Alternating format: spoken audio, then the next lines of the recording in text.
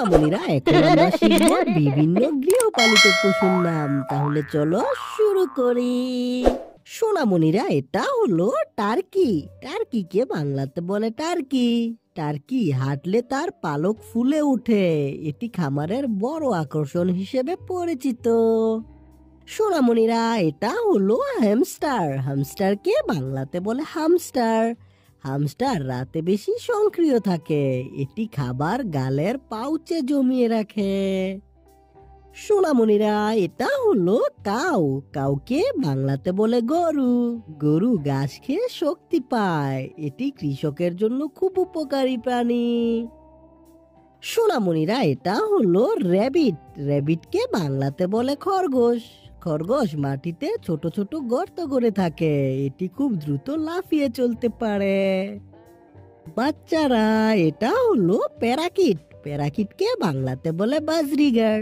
Budgerigar খিচখিচ শব্দে ডাকতে ভালোবাসে। এটি মানুষের হাতের খাবারও খায়।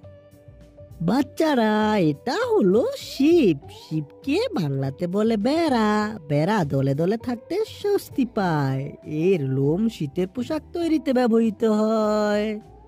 বাচ্চারা, এটা হলো গোল্ডফিশ। গোল্ডফিশকে বাংলাতে বলে সোনালী মাছ।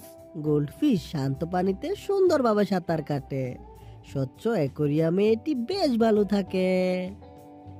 বাচ্চারা, এটা হলো গোট। গোটকে বাংলাতে বলে ছাগল। ছাগল পাতা ও ঘাস খেতে খুব ভালোবাসে। এটি পাহাড় বা উঁচু জায়গায় সহজে উঠতে পারে।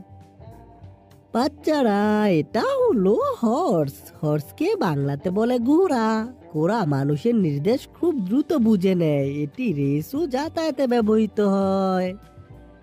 বাচ্চারা, এটা হলো ডাক। ডাককে বাংলাতে বলে হাঁস।